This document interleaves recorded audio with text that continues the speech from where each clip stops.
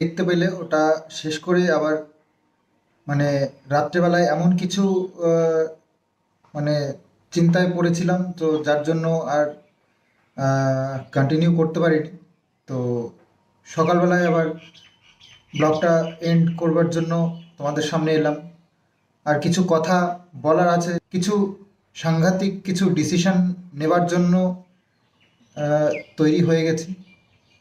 তো সেই কারণে ভাবলাম তোমাদের সঙ্গেও একটু শেয়ার করা উচিত। তাই সকালবেলা এন্ডিংয়ে এসে কয়েকটা কথা তোমাদেরকে বলতে চাইছি। তো সেটা হলো, কালকে রাত্রে অ্যাডভোকেটের সঙ্গে কথা হয়েছে আমার আমার অ্যাডভোকেটের সঙ্গে। তো আর ওইদিকে ওনারা মানে বিপক্ষ যে অ্যাডভোকেট আছেন তাদের সঙ্গে আমার কথা হয়নি, তবে আমার অ্যাডভোকেটের সঙ্গে কথা হয়েছে। তো আহ, তোমরা অনেকেই বলছো গেম চলছে, এ চলছে, ও চলছে। সে তার মধ্যে আমি যাচ্ছি না। তো কি চলছে না চলছে সেটা তো আইডিয়া করে ওরকম কিছু আহ, মানে সিদ্ধান্ত নেওয়া যায় না। তো তারা বলছেন অনেকগুলো কেস সাজিয়েছেন আমার বিরুদ্ধে। তো সেই সব কেসগুলো করবে। আর তার আগে আমার অ্যাডভোকেটকে জানিয়েছে, কেসগুলো এখনো পর্যন্ত করেনি, তো সামনে করতে চলেছে। তো আমরা যদি মিউচুয়ালে বসি তো কেসগুলো করবেন না, আর যদি মিউচুয়ালে না বসি তাহলে কেসগুলো করবে, এভাবে বলেছে। তো এবার রাত্রে সবাই মিলে চিন্তা ভাবনা করে আর কোনো ডিসিশন নিতে পারিনি, যার জন্য তোমাদের সামনেও কিছু বলিনি, বা মন মেজাজও খারাপ ছিল, ডিসিশন নিতে পারছিলাম না। তো সেই কারণে আর ক্যামেরা অন করিনি। তো সকালবেলা ক্যামেরা অন করেছি এই কারণেই যে রাত্রেবেলায় শুয়ে শুয়ে আমি কিছু ডিসিশন নিয়েছি, আর সেটাই তোমাদেরকে বলবো। এখনও মা বাবাকে কিছু বলিনি। তো তাদের কি সিদ্ধান্ত হবে জানি না, তবে আমার ডিসিশন তোমাদেরকে জানিয়ে দিই। মা বাবার ডিসিশন মা বাবাই জানাবে, বা তারাদের সাথে কথা বলে আমি পরে তোমাদেরকে জানিয়ে দেবো। তো দেখো, প্রথমেই আমি বলেছি যে আমি হাতে পায়ে ধরতে একদম রাজি নই, কোনো পরিস্থিতিতেই না। কারণ যা দেখে আসলাম এতদিন, তারপরে তাদের হাতে পায়ে ধরবো, এটা আমার যেন সত্যি ইগোতে লাগছে। ইগোটা প্রচণ্ড কাজ করছে এখন। তাদের হাতে পায়ে ধরার মতন আমার একদম ইচ্ছে নেই।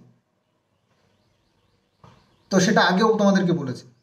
তো সেই কারণেই আমি ডিসাইড করে নিয়েছি যে বুকে পাথর রেখে ছেলের আশা আমি আর করব না।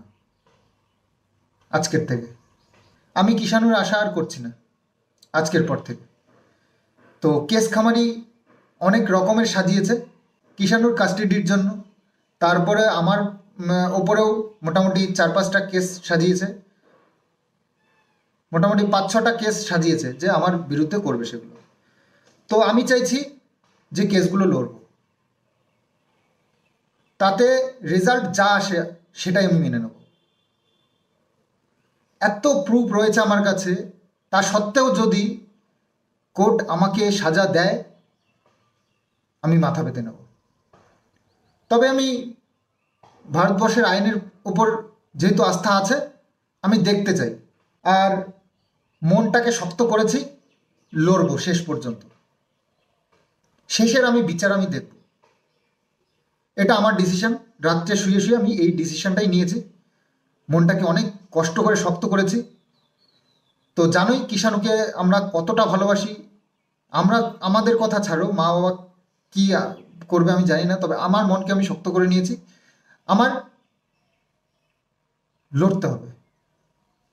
এদের বিরুদ্ধে না লড়া ছাড়া কোনো উপায় নেই।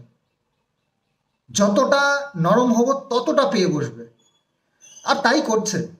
এর আগেও মিউচুয়ালের জন্য অফার এসছে ওদিক থেকে, সেটা আমি অ্যাকসেপ্ট করেছি এবং আমার কিছু শর্ত ছিল সেগুলো রেখেছি। তারা রাজি ছিল, কিন্তু হঠাৎ করেই তারা বেঁকে বসেছে। কোনো আমার শর্তেই তারা রাজি নয়, জাস্ট তারা ডিভোর্স চাইছে, আর কোনো শর্ত তারা রাখবে না আমার। তো সেই ক্ষেত্রে আমার ইগোতে প্রচণ্ড লেগেছে। আমি ছাড়ব না, আমি শেষ পর্যন্ত লড়বো, তাতে যা আছে কপালে তাই হবে। তো আমি এত বড় ডিসিশনটা নিয়ে নিয়েছি, এবার আমি এভাবে এই রাস্তায় চলতে চাই। তোমরা কিভাবে নিচ্ছ ব্যাপারটাকে আমি জানি না, তবে আমার ডিসিশন এটাই।